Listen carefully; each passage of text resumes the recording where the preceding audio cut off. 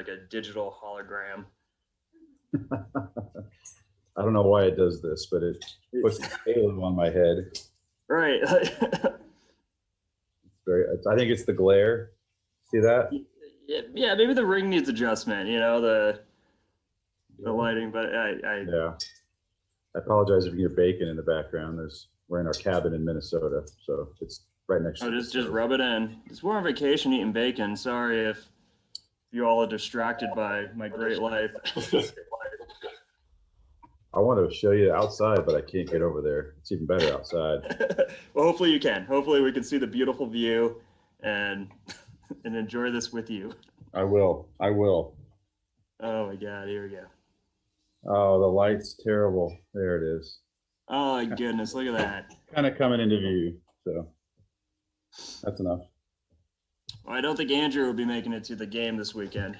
I'll be pulling his ticket anyways, apparently. I would like to go. I said I couldn't go, but that'd be fun. So we're going to have a lot of these, I think. Pretty much the council gets like two box days where we get to have the box to ourselves, and we scheduled those. And my wife, we have there's 20 people can get there, and my wife is like, okay, well, who in the community are we going to invite? Because we want to kind of use these as a way to bring people who might not have access to the game or that experience. And then earlier this week, they put out an email saying that when the box isn't used for economic development, pretty much we have it's open to any of us. So Wednesday, Wednesday morning, no one was still using it. So I was able to grab it and offer it to people working in our housing department, our Parks and Rec, because they've been working very hard and got people last minute to come and use it. And then this Sunday we can use it for this group who you guys been working super hard without any pay or anything, of course. And so the very least we could do is invite you out. Except, to be honest, my kids might have wrecked the place a little too much. So I'm a little worried where I'm gonna have to have a talking to about the popcorn and the soda and everything just kind of all over the place. The kids did not handle themselves well.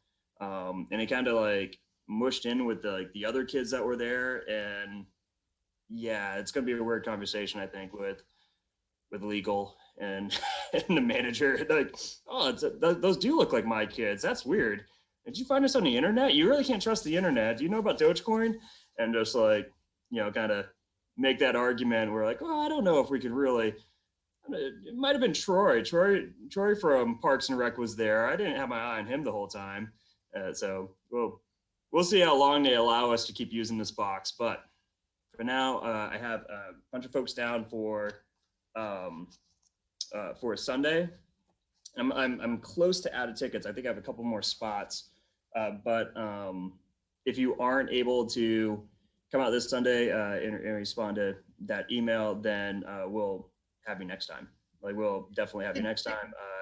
I hope to do this throughout and just pretty much give back to folks who are giving their time to the city. And also, eventually I want to reach out to people who volunteer in our community, to other folks as well. So, but I will be sending out I have everyone's, I should start with Janet's gone this week, so I'm on my own. And geez, poor Janet, she's like a mom, are you sure you're gonna be okay? Yeah, no, I think I can get to the office okay and check my email and stuff. And she's like, well, I'm gonna have everyone text you because if they want a ticket, because email is not enough.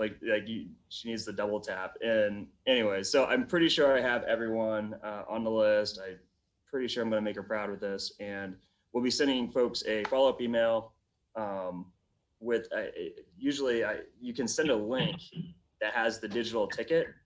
So you will get an email with your ticket, and then you either download it or you pull it up and you can show it to the person who does the scan thing.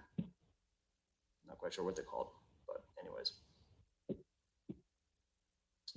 So Rochelle, I was bragging to Gentry. So Rochelle Thiessen, her daughter works here, and was just like, I'm taking your mom to the baseball game on Sunday. And then she was the one who, out of pure jealousy, was like, why don't you take us and we do all this stuff. She was the one who actually got me thinking about the Wednesday box, and she invited her boss, by the way, where she invited other people I think her age who work really hard in a department, but then she also invited her boss, and I was like, who invites their boss? But Troy's a pretty good guy to work for, so but she was there, and she gave me some pushback for taking her mom before taking her, and all the work she does. And the COVID, Park and Rec has really came through, and here they are, like, with a top 4 in the country award that they're still competing for, like, and it's like the Olympics, I guess, of Park and Rec departments, and our folks are in a top 4 right now. And every time I talk to them, it's something different. It's like the UFC championship of Parks and Rec. It's like the boxing world gold medal for Park and Rec. Like, it always gets more, but I guess it's a big deal. So anyways, Big deal. take them out too. And you can expect nothing less than pushback from Gentry. Yeah, she speaks her mind. Like, that might be her middle name. Right. I Pushback just speak to the mayor because I have a complaint of something he's doing. Like, oh, okay. Like, yeah, let her come in. Yeah. No, it's okay. Don't schedule her. I don't want to have to dread this. Let's just get this over with. So that's usually my meetings with Gentry. All right, but we'll go ahead and get started. So again, if you did email to get on the list, I have Jared, Lee, Shannon, Raquel, Stacy, Amber, Miles, and Erica on. If anyone needs to be on this list and isn't, and then of course, like, some people ask for an extra ticket for a spouse. So far, that's fine. We can accommodate that. I have a couple more slots if anybody is on this call who can break away Sunday. And the way that's going to work is there's like the lines, and then it's on where the entrance that you want to go to is on the south side, so the one facing the ice arena. And because it's the box, you don't have to really wait in a line. You go in that first floor, there's a door, and it's an elevator. It's a door, you take the elevator to floor 3, and again, I will have D send out your tickets to your email, and you can either print them off or you can log in and show the ticket, and they will scan it. And then you just go upstairs, and there's a woman up there who will absolutely catch you no matter who you are and make you show the ticket again, so they direct you to the right box. And you can't get past her. You can't be like, oh, I know, I'm going right here. Like, you need to show me your ticket. Like, okay. So don't mess with her. People are serious around here. So, all right. Hey, Mayor, what time was that going to be on Sunday? I have no idea. Let me check. I don't have Janet here, so. It's a 1:00 game. Yeah. Okay. 1:00 game. Okay. Burke, where's the baby? I see your camera's on, so we got to see the baby now. I've been back at work for a little while, so the baby is with my mother-in-law. So, but yeah. You look so happy and awake and alert. Yes, So. it's so peaceful Right. in my office. I can hear the birds. Yeah, it's awesome. But we're excited. We had our first outdoor event on Sunday, and it went really well.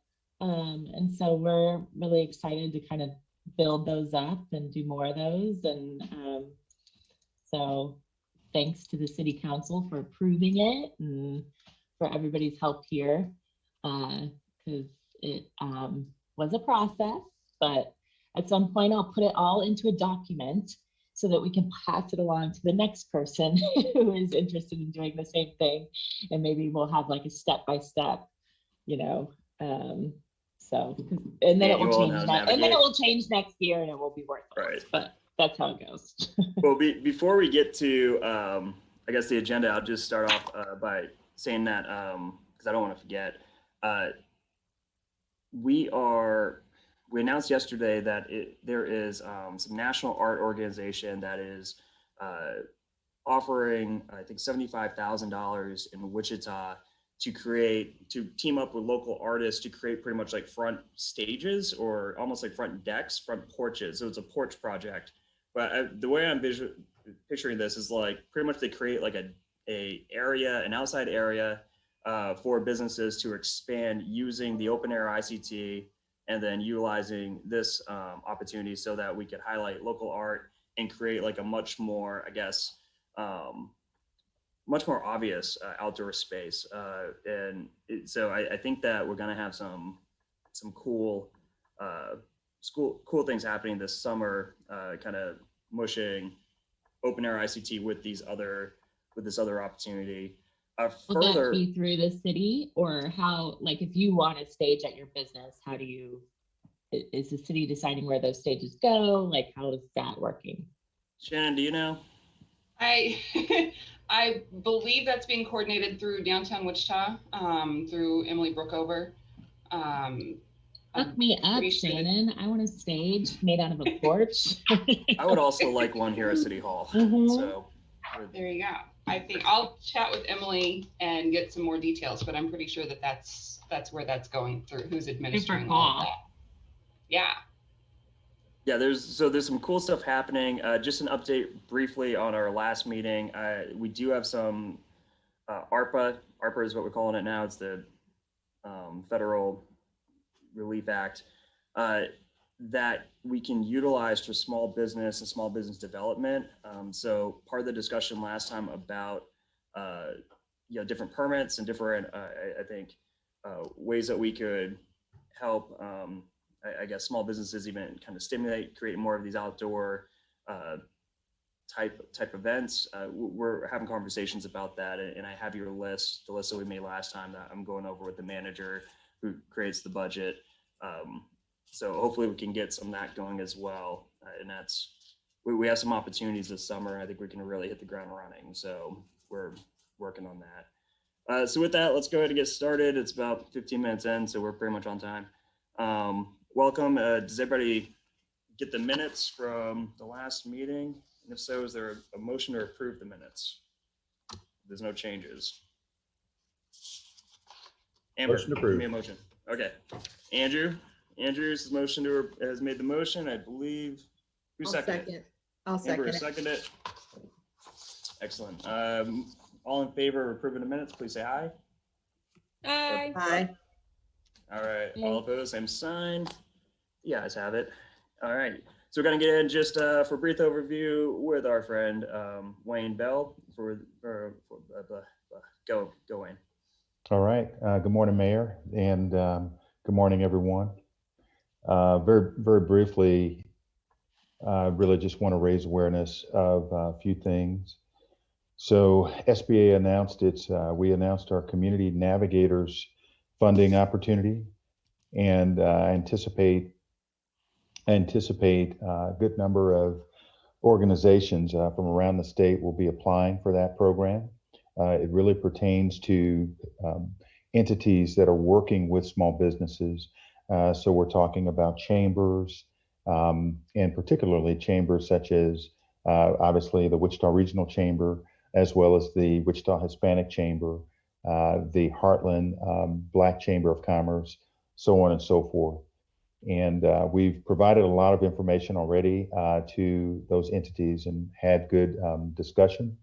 I anticipate again a good number of those types of entities applying. And I'm kind of looking at the program information just to give you.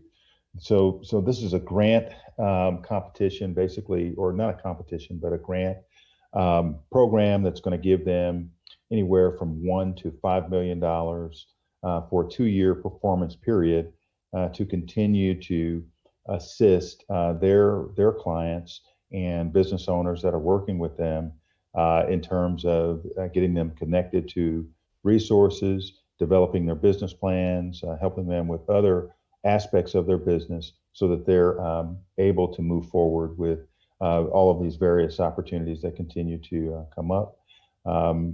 And so excited about that program and looking forward to sharing more as organizations reach out. And then we continue to have our other COVID relief options such as the economic injury disaster loan, that's available. The Paycheck Protection Program, you all may recall that probably here about 2 weeks ago, we announced that the funding for that program was really winding down.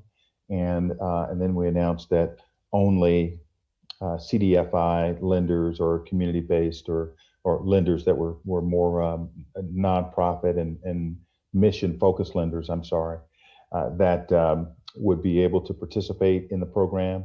Now we're at a point where there are only a few lenders that are even processing PPP from now until May 31st. And so, yeah, it's been, we continue to get questions, believe it or not, from first-time applicants for PPP.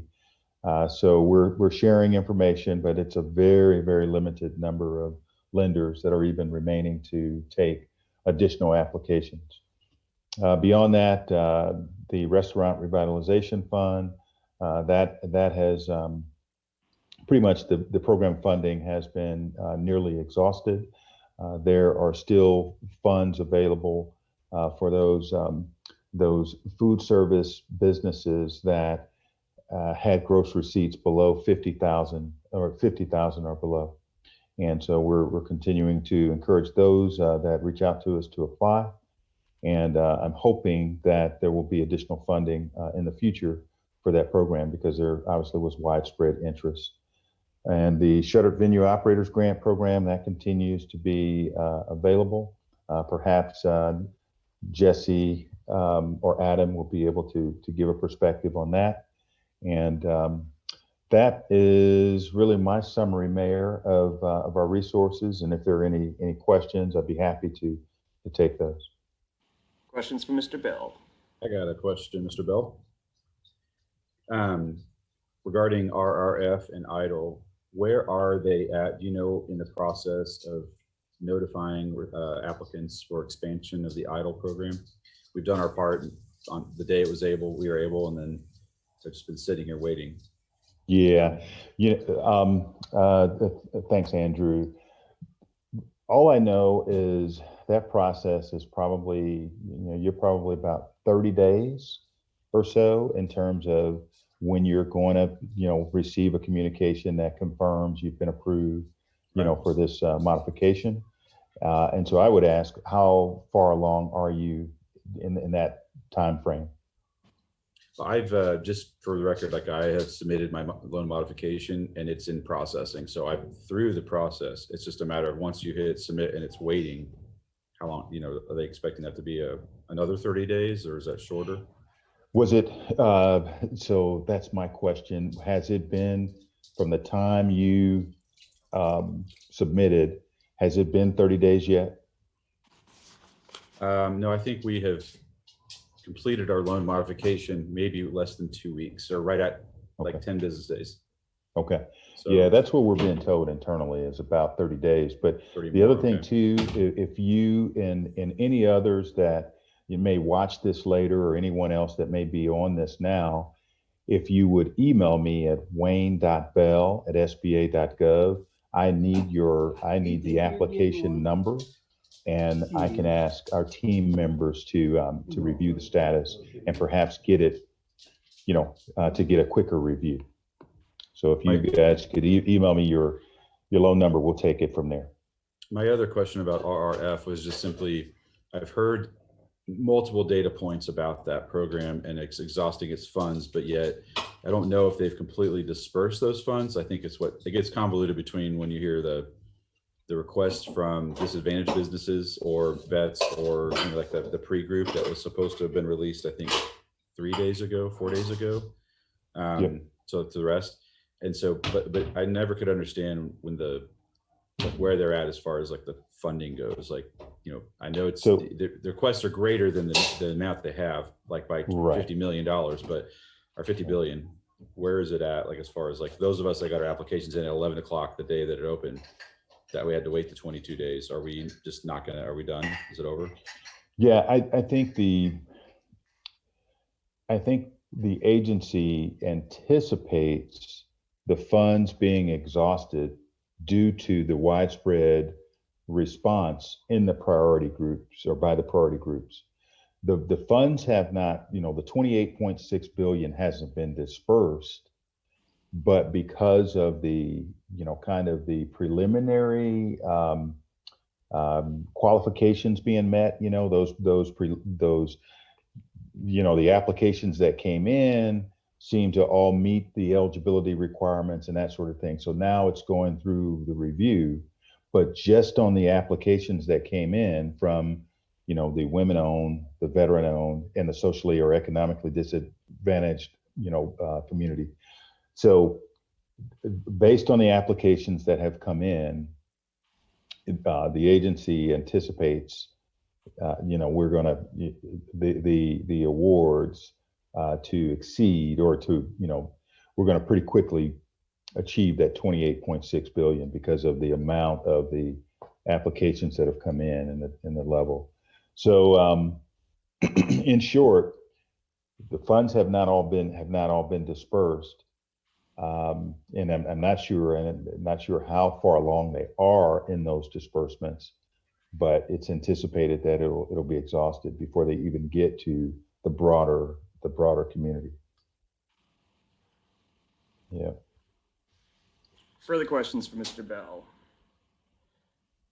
Wayne, we did get a letter out to everyone who is a licensed pretty much liquor serving establishment about some of the opportunities that we talked about last meeting. So we did get that letter out. Hopefully it's helpful. Hopefully folks are taking advantage of some of these programs that might not have known about it. So yeah, we received a number of calls from restaurant owners that had questions not only about maybe the RRF program, but had questions in general, about other SBA resources, which I think is great. One other thing I did not mention in my initial kind of summary was that on our normal programming, we have this debt relief that remains in effect until September 30th. And that is where SBA is paying 3 months of payments. The cap on the monthly payments is $9,000, but SBA is paying 3 months of payments on loans across the board. So that's principal and interest, which is really a big deal. If a restaurant or any individual is looking at expanding or doing something, they need a line of credit or what have you. It's a neat incentive, and so yeah, we received a few calls and so I appreciate it, Mayor. my phone is ringing off the hook and the emails are coming in, but that's what we want. That's why we're here. awesome. Appreciate all the work you're doing. Anyone else have questions for Mr. Bell at this point? All right, if not, we will move on to the next item on the agenda. Of course, last meeting, really many meetings, we talked about COVID and talked about recovery. So we are fortunate today to have with us from the Kansas Leadership Center, Ms. Thiessen, who will discuss the Kansas Beats the Virus update, which I believe is a campaign or an effort that's being used with some of our community leaders. So we can get an update with this and see really what we can be doing to be supportive and help us all get through this. So Ms. Thiessen, the floor is yours. Thank you, Mayor Whipple. Good morning. My name is Raquel, and I am an employee of the Kansas Leadership Center, which is based in Wichita. My particular title is Director of Community Partnerships, and so it makes a lot of sense for me to be here. I'm having this conversation with you today to talk about Kansas Beats the Virus. And I brought with me a friend and colleague, Nick Wentling from Moonbase Labs, which is a tech company here in Wichita. Moonbase Labs they have been right alongside Kansas Leadership Center since late last year when this Kansas Beats the Virus work kind of took off. And so I invited Nick with me this morning because he can answer the technical questions that might stump me. I can talk generally about the initiative, what this campaign is all about. Yeah, Nick is here with me to do that. Let me give you just maybe the 30,000 foot view of what Kansas Beats the Virus is, and then dig into some of the details of the a little closer to the ground. Kansas Beats the Virus is it really boils down to civic engagement and people exercising leadership around something they care about. And last fall, about that October timeframe, the state of Kansas reached out to the Kansas Leadership Center and wondered what could KLC do to help slow the spread of COVID-19, particularly as we moved into the holiday season. And they knew, the state knew that Kansas Leadership Center, we have about 10,000 alumni, most of which are in Kansas, but we have a reach that's worldwide. And they were curious, and we were convinced that we could leverage those, that alumni to think about mass action projects, particularly connected to slowing the spread of COVID-19. And so we'd been in conversation and had known Moon-Based Labs for a while anyhow, but said, look, I think we need technology to help us figure out how to navigate, maybe to mobilize and organize and expedite and streamline 10,000 alumni to doing projects that are connected to slowing the spread. So we launched into this Kansas Beats the Virus effort late November. We were literally building Kansas Beats the Virus, the whole idea, while Moon-Based Labs was building the technology. And we were recruiting community partners and conveners to go after a really big, audacious goal of having 1,000 meetings and 1,000 action projects launched in the month of December. Not like 2021 or 12 months or even 3 months. No, we said we want 1,000 meetings and 1,000 action projects in 30 days. And yes, in the middle of the holiday season. And amazingly, we got to 851. We had 851 meetings that spanned the borders of the state of Kansas. There were about 7,000 people that were directly connected to the work. 7,000 people in terms of that was the number of people attending and participating in meetings and devising and implementing action projects. Conservative numbers show that about 360,000 Kansans were impacted by the work that was happening.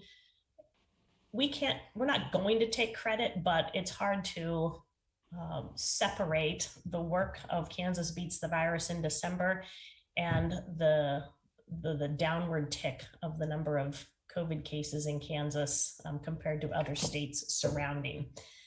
It's not, a straight up research, we did this work and this is the result, but we believe there's some correlation, right? Obviously, the state thought the same thing because they were engaged in conversation with us in the middle of December already, thinking about what would 2021 look like. And we knew that the pandemic wouldn't come to an end at the end of December. It's not that tidy, but they wanted us to pursue this work all through 2021, possibly even into 2022. And so here we are, end of May, and we're about 30 days into the relaunch or the second version of Kansas Beats the Virus. We still have a goal of 1,000, but we've given ourselves and our community partners and conveners and friends and neighbors a bit longer time period to make this happen. We're doing this through the end of December this year. And Kansas Beats the Virus this time around isn't the focus isn't 851 meetings. The focus is action projects that are dreamed up and launched and seen through to completion by community members that care about ending the pandemic. We have a particular focus, what we're calling Surge 1 and Surge 2. This focus is about getting the movable middle vaccinated. We think there are about 750,000 people in the movable middle. We know that there's a percentage of people on one end of the spectrum that have received the vaccination, and another percentage on the other end of the spectrum that say, no way, no how, I will never get the vaccine. But there's about 750,000 people in the middle that aren't committed either way. They're movable.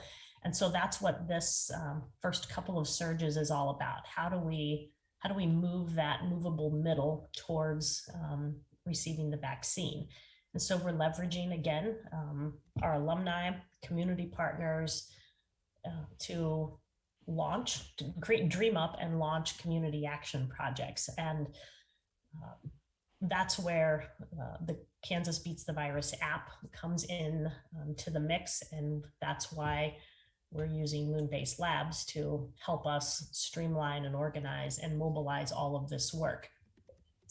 And Nick is here, and if you're amenable to it and could share some hosting powers with Nick, we'd like to show you kansasbeatsthevirus.org, show you the website, just to give you a bigger sense of what this is and what we mean by action projects. And if you're amenable to that, Mayor, that would be fantastic. Or whoever's running tech for this, is it maybe City 7? So, yeah, I think you should be able to do a screen share. Maybe City 7 can give you questions for that. Yeah, it's looking like I can. So I can jump in. So City 7 is our YouTube page, pretty much. So we have staff make sure that we're meeting open meeting requirements. So okay. I don't know if Tyler can hear me. I just think he can watch us, which is creepy. But all right. But if Nick can do this on his own, then we're good. Yeah. Raquel, you want me to jump in now? I would love it. So Okay, Nick's awesome. going to share this and just kind of talk us through what the app is and what this might mean to each of you as individuals, and how this is working all across the state. I think we should start on the code side. It's way more exciting on this side. So no, that's what it looks like for our side. But here is kansasbeatsthevirus.org. This is the app that we built for KLC. A little background on it. Ed asked us on a Friday if we wanted to do this crazy idea of helping KLC do 1,000 meetings. And by Monday, I went back to the team and we're like, hey, we're getting called upon to build something. We have no idea what we are building, but what if we just jump in? So Monday, we were coding the first version of KBTV, which is pretty wild. And we ended up building something that usually would take about a month and a half in like a couple weeks. So it was a blast. But so jumping into the app, this is the homepage. Shared commitment to beat COVID in Kansas. COVID-19. If you scroll down, we have a really good overview. We have a really good YouTube video that the KLC teams put together. Gives a really good highlight of how the app works internally. Why the initiative was created, really good copy there, what the work looks like, and asking people to be part of the movement. So let's say you're interested in joining KBTV, we'll walk through that process. So clicking join us, we'll just put, it's a quick registration here.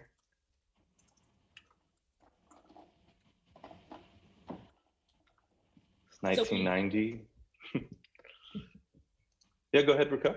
Yeah, so was just going to explain in the meantime, Kansas, like I said, we've been leveraging our alumni and community partners. And when we think of community partners, it's like organizations that are leadership transformation grant recipients from KLC, community leadership programs, other organizations and businesses that, feel especially connected and want to do, a significant amount of work connected to the virus. Those are the partners that we talk about.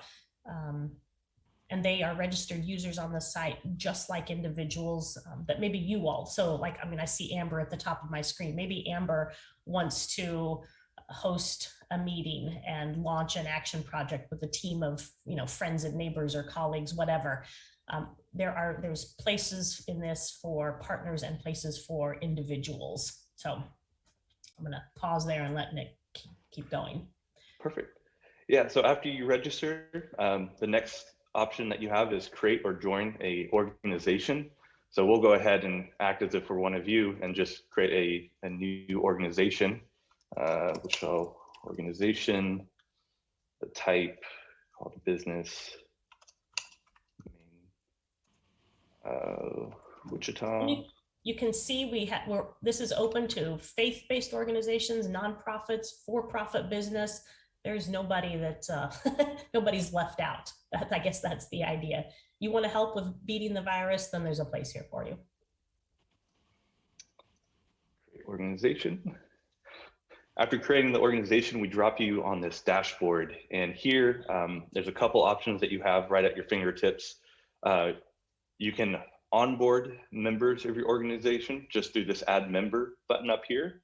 But what we're trying to direct you to is creating an action project. So that would be up here, creating an action project. Just add the name, vaccination, drive-through. Oh, I'm a programmer, I cannot spell, so. So when jumping into a action project, we've laid out the steps for completing an action project. First, if you're a convener, KLC has provided convener training. So a convener is someone that is running the action project. After you complete your training, we have schedule your first meeting, invite members to your action project directly, complete the action project, launch the action project, and then upload a final report. Nick, I'm going to push pause because this feels like a really good place to talk about the incentives to doing this kind of work. I've mentioned, partners that we consider those that are willing to, invite, 2, 3, 4, 5 people that might host a meeting themselves. Those partners are incentivized by for every action project that is launched by somebody that you ask to host a meeting, you get paid $750. If you're an individual convener like Amber, for example, Amber says, yes, I'm going to host a meeting. Individual conveners get $500. Like, we know you're putting in time and effort, maybe taking away, from other things that you're responsible for or doing in the community. And so we want to, just pay an honorarium for the time and effort that you're doing. The action projects themselves there's funding available, and anybody that's launches an action project or has an action project idea, you can apply for grant funding up to $2,000. So maybe you want to host a vaccination drive-through clinic. There's $2,000 available for you to help, cover the cost of that. If you want to post yard signs that say in your neighborhood that say this family's vaccinated, then there's up to $2,000 available to buy yard signs. If you want to hand out stickers that say, I got vaccinated, there's $2,000 for that. As long as the action projects meet, some basic criteria, is it empowering and affecting people? Is it aimed or geared towards ending the pandemic? Things like that. There's grant funding available. And this app helps you easily and succinctly step through all of those steps to get to that point. Perfect. So if we go through the steps really quickly, scheduling your first meeting. If you guys have been part of the first KBTV app, this might be a little familiar, but we'll create a meeting where we're going to pull people together. It's pretty quick and easy. Just let's say noon, 12:45 p.m. Central. Description's already filled out, or you can add to it if you wish. If you're needing Spanish-speaking facilitators, we can accommodate that as well. You can just check this yes. But this is my meeting that I'm going to hold to pull people together within my community. So if it's a Moonbase Labs team, creating this meeting, and I'm going to be onboarding the Moonbase team to join me as we discuss the action project. So here's the meeting. A meeting link will be available in the future from Zoom. That will be here, that will be automatically sent out to everyone that's attached to a meeting. If we jump back to the action project, we would have our meeting. And during our meeting, what we'd be doing is working on our action project, our action plan together. So this is the plan to pretty much run the vaccination drive-through project. So run through this just really quick, choosing start date, completion date. KLC has questions here, just trying to see the impact of the action, the plan of the action plan. Is there anything here, Raquel, that you want to highlight? Well, I would just say that for every meeting that you host, or somebody you invite to host a meeting, KLC does provide a meeting facilitator for you for that 1 hour meeting. The reason behind that is what we want to get to action, demonstrate that we can get to action in an hour, and that that mass action projects like this can move along quickly if we need them to. And so that's what that professional facilitator is there to do, is help run the meeting, make sure that the group that's convened gets to an action project on paper, and that the grant funding is applied for, and that within an hour you're well on your way, and not hung up by technology, lack of decision making, things like that sometimes get in the way of producing results. We want to help you produce results. Perfect. So as we're working as a team in that meeting, we'll come up with the action plan. Issues, barriers that we're trying to fix on this project is lack of access to a vaccination site, key activities, increasing access to vaccination or testing, primary target audience for the project, let's just say downtown Wichita. Select any of the communities below that this project will specifically target. We can just click all of these. Anyone in the downtown area that's falling in one of these buckets. Estimated number of people to be served. Let's say we're trying to get 50 people vaccinated. Then we have essentially a planner. So first action step, find drivers. That will be me trying to find the drivers. And you can add as many steps as you need here to make it as clear as possible what steps we're trying to do to achieve this action project. Then we have three open-ended questions that we'd fill out as a team. Raquel, do you have anything on this one? No, I would just say, no, keep going, Nick. This Okay. So I'll just fill it in with just dummy text, just the plan for these three questions. I won't go too deep into them. You can kind of see there kind of what the questions are, but we'll update our plan. And then once it feels good as a team, what we're trying to drive the users to do here is to launch the action project. So clicking this, we're officially launching the action project. And we get some nice confetti here to kind of show that we have completed the first large milestone. So you can kind of see here, this is kind of what we're planning to do as a team. And then next, you want to jump into the action or the grant application, Raquel? Is that where you want me to go? Well, let's just pause here. I want to okay. Pay attention to time. It's 9:45. Okay. And we could go on and on demonstrating the site, but I want to pause just to leave space for you to ask some questions. either about the initiative itself, about the use of technology, just, what KLC, what are we thinking in general about Kansas beats the virus? So I'm just going to push pause and see if there's anything on your mind. All right, questions. Go ahead and just jump in if there's any questions at this point.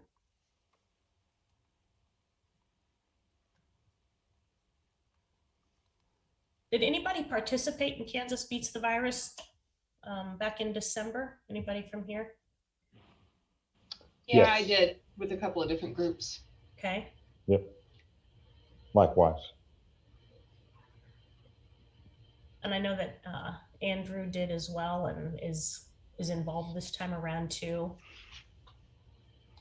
Yeah, it looks like a great tool for folks who want to organize to help out with this. So yeah, there's really, there's, trying to mobilize 1,000 action projects in a short period of time.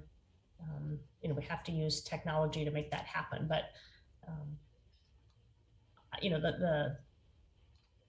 the biggest piece of Kansas Beats the Virus is empowering local people to design projects and come up with ideas that feel relevant and timely to their neighborhood, to their community, to their organization.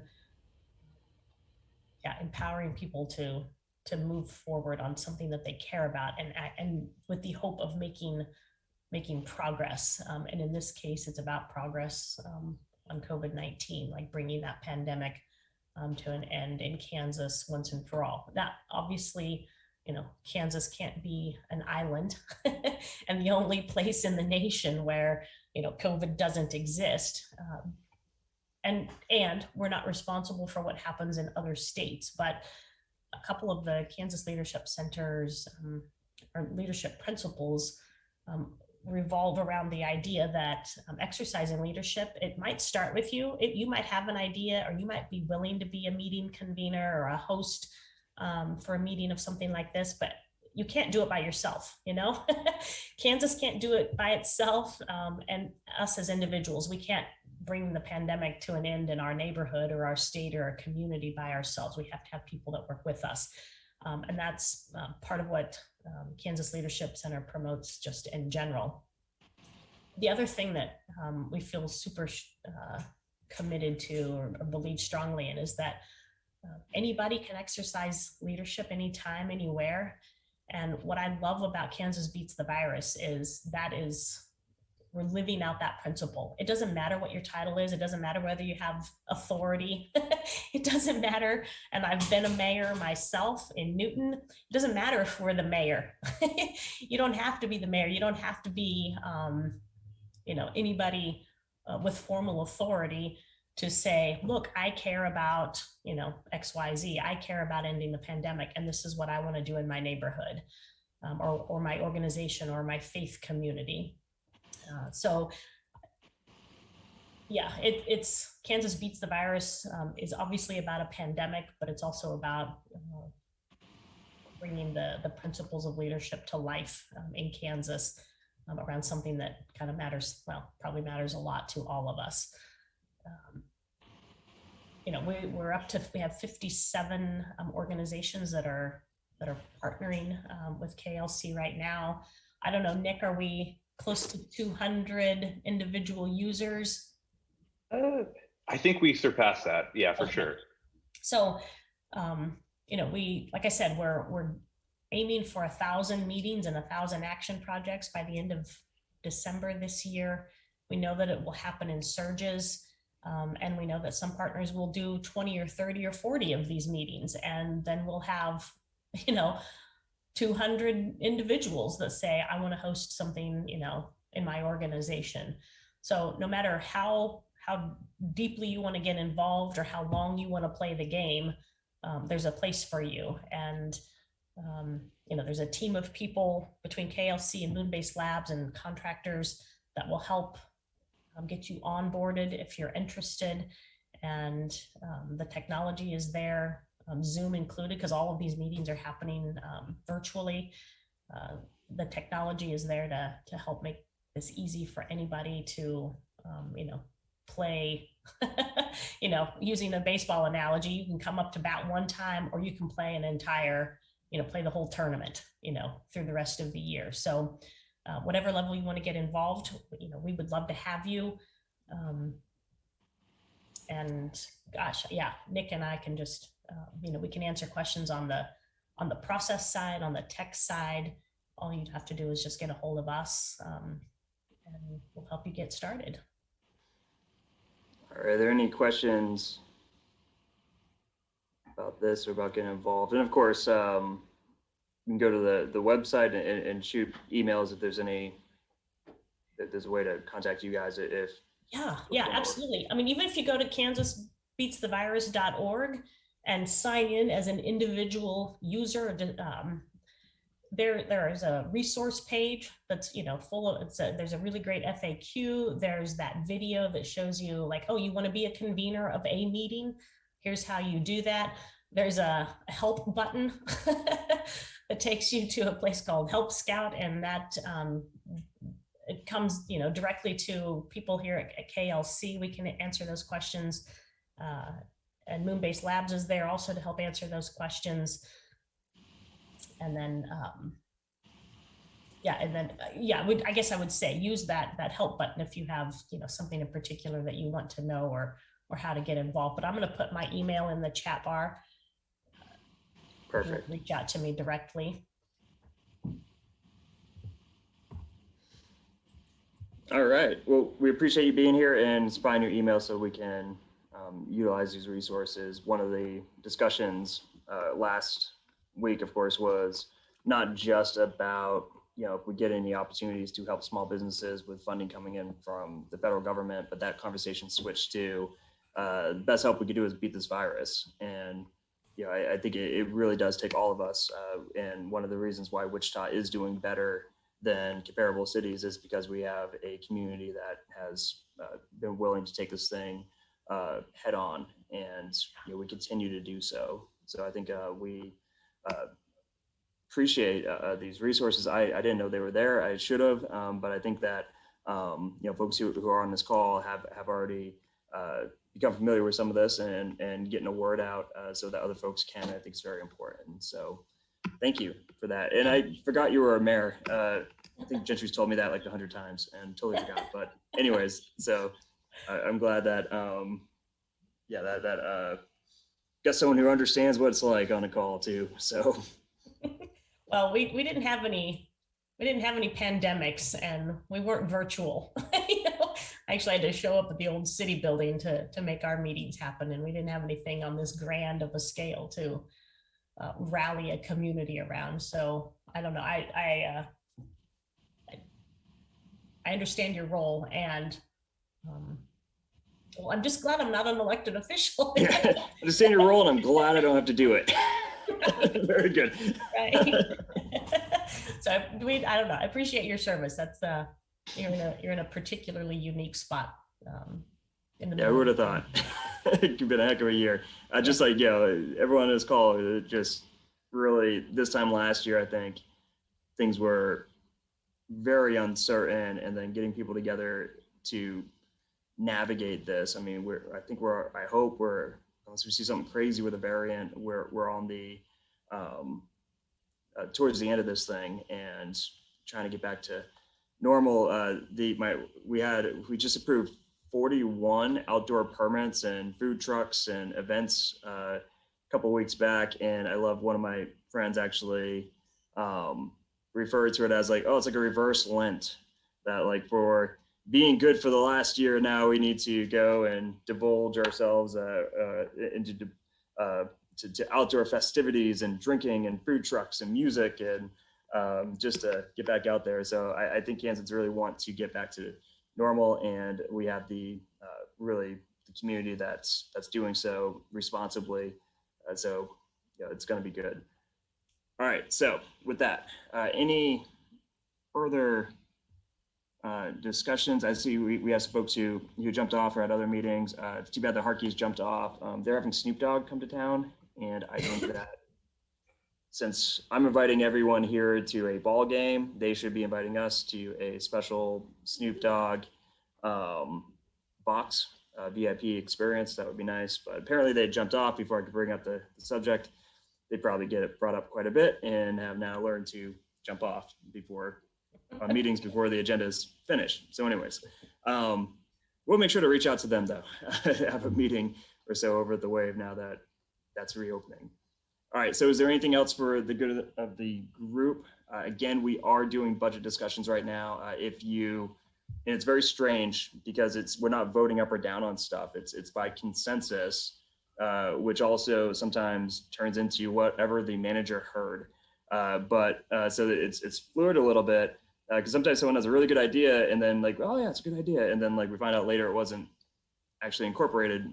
But I'm trying to get used to this process. It's different than a legislative process, but I will say right now, it looks like because of some of the federal funds that we have coming in and the creative ways that we can utilize these funds to have bigger returns, bigger future returns, it looks like we might be setting aside up to $5 million for small business development and services.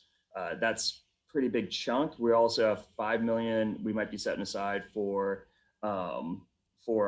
job training.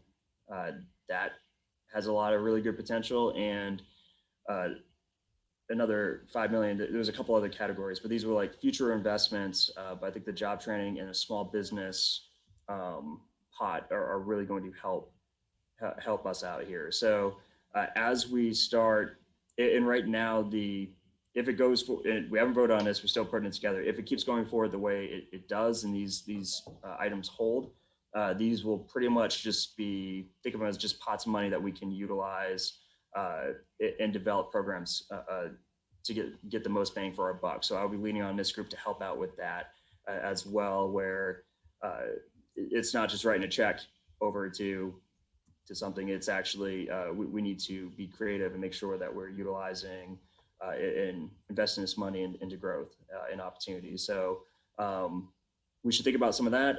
If anyone's reading articles or anything and sees something cool that a city's doing that looks to be helpful, then in the future we should be having those conversations on things that we should be trying using here and building upon that. So just want to throw that out there. I have a question. When you talk about job training, are you talking about more money for scholarships, or are you talking more about designing job training programs?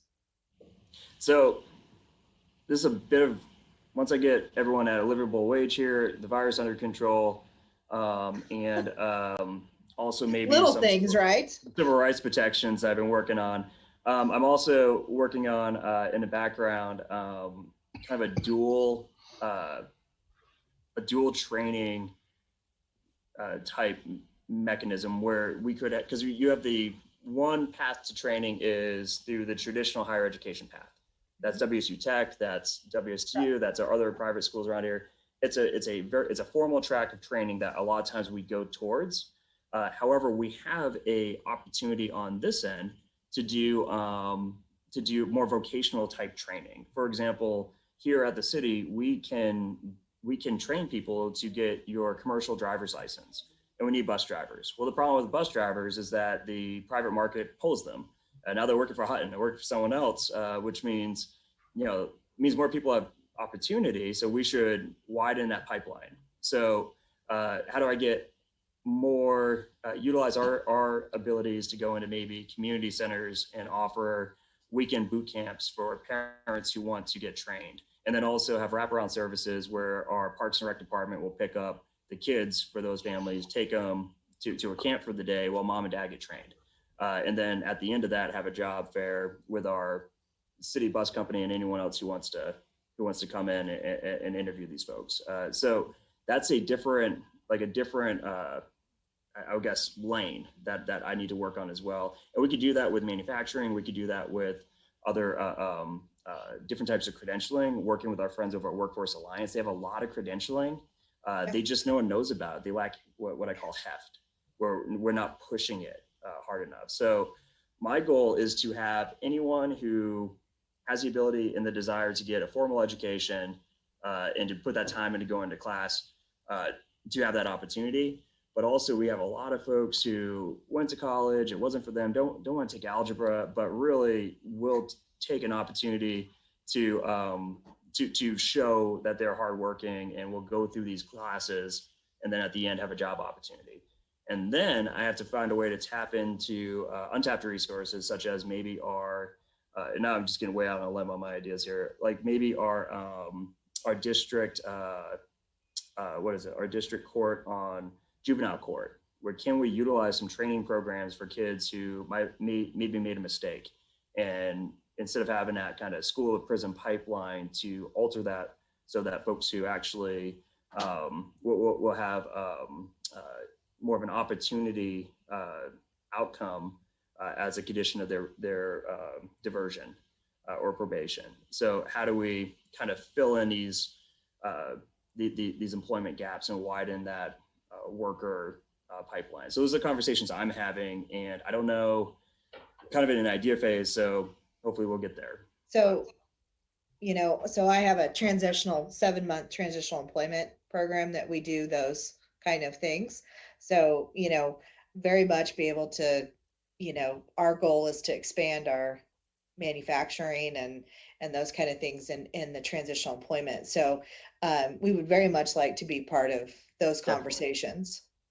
Definitely. And yeah, as these start to take shape, I think once we get the budget, once you start really kind of focusing on these conversations a bit more, I would love to pull in anybody who's in this space. Frankly, we all benefit from more people working, and absolutely pay for stuff. So, all right, so everyone's dropping off. So let's go ahead and end. If there's any further discussion, if not, we'll take it to email. Look forward to seeing some of you this weekend. Can I ask one question real quick? I missed the last meeting. I sent an email about it, but rental assistance program for the city of Wichita. Obviously I'm in multifamily housing. We've still had a lot of issues with receiving payments, communication. The Eagle article talking about how the paperwork wasn't being completed properly, it was a huge percentage, which obviously maybe it's the way it was being communicated to the residents was an issue. Is there anything that we can do to help with this process? Because it's kind of sitting there, and I know a lot of our tenants are very frustrated and they don't know what to do. They've been told not to pay rents. There's miscommunication out there, and right now we're running at 4 or 5 months of being behind. Is there anything we could do to help this process as landlords?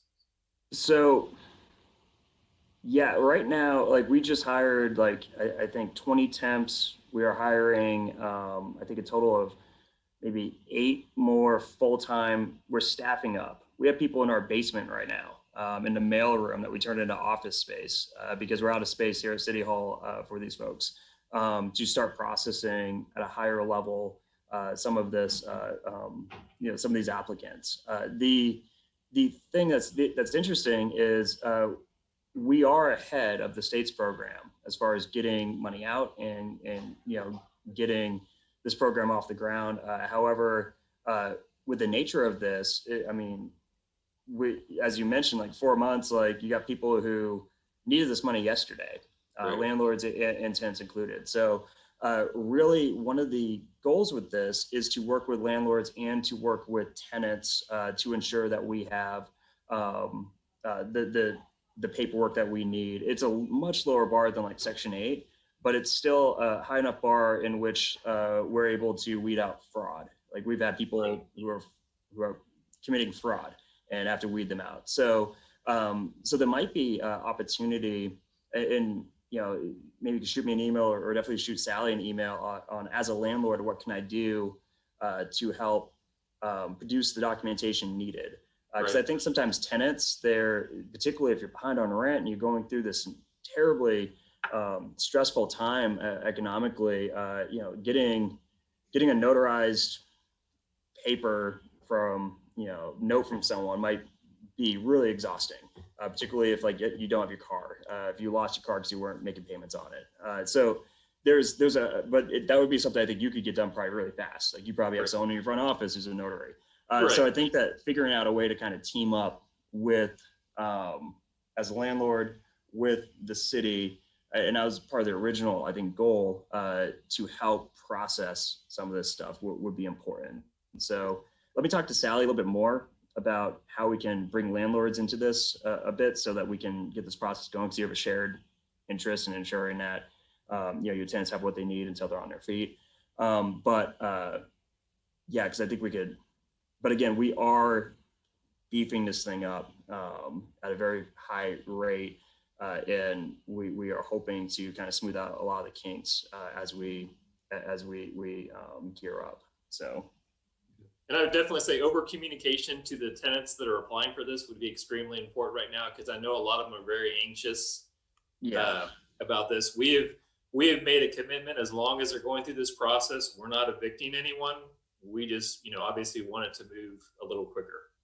Of course, and that's the other thing too, is there's a few things here. Is we live in a modern society in which you get almost not instant but very fast results for things, and so you get really fast results for lending, for loans. Like a lot of stuff is done utilizing technology, and then you also add on top, I think, that stress where I'm not sure what to do next. I need to pay rent, I got kids, and then here I filled out this application, it's been a week and I don't know if I can count on this or not. Like you got to add that into it. And then the fact that the process itself is I think through the verifications and so on, it's slow. And so I think that especially, this is our first time as a city wading into this, wading into these types of social services. So there's a curve. Like, for example, we got the money, do we have the space? Like, so we got to put them in the,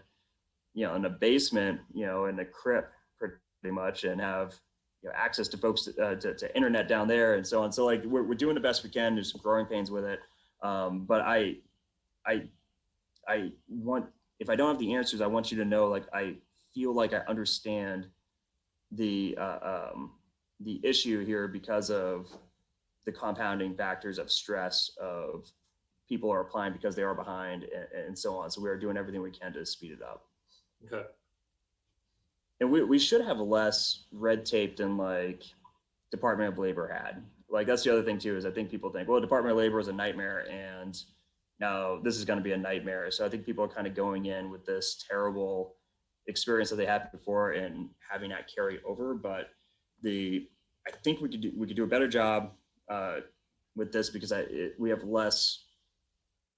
We don't have a 1974 software system we're dealing with, right? Like we can upgraded from the Atari system to the Commodore. Yeah. We don't have 8-bit. Like we don't have a cartridge you have to put in every time you bring up a spreadsheet. Yeah, we're a little further along, but again, people need this money 2 weeks ago, and that's kind of the theme on government, right? Like where I had someone 2 weeks ago, talk about we need to be doing more for sustainability. And I made a comment about how like we're over 80% right now of sustainable energy for our city buildings. We convert all to wind, and even though we talked about this, it's the same year we were fighting COVID, so maybe it didn't get as much play. But what else can we be doing? Like what more do you want? And his response was, "I wanted you to do it sooner." And and that's like government 101, right? Like, yes, I wish I had a time machine and could have gone back and did this sooner, but also I wasn't mayor at that time. Like there's a lot of complex notions of the idea you should have done this sooner. But I think that attitude with government gets intensified when people's livelihoods on the line, right? Like, why didn't you fix this already? So I'm with you. We're working on it, and I apologize, but reach out as a landlord and offer to be of assistance, because I think a lot of other landlords aren't being that courteous. Like there are others who are like, I just want my money, and like they're not kind of helping, being as helpful with tenants as they could, which would allow them to get their money quicker. Yeah, I'll reach out to Sally. All right, all hands on deck. We're all in this. So yeah, it's rough though. All right, we lost like everyone. Come on, people. All right. Anyways.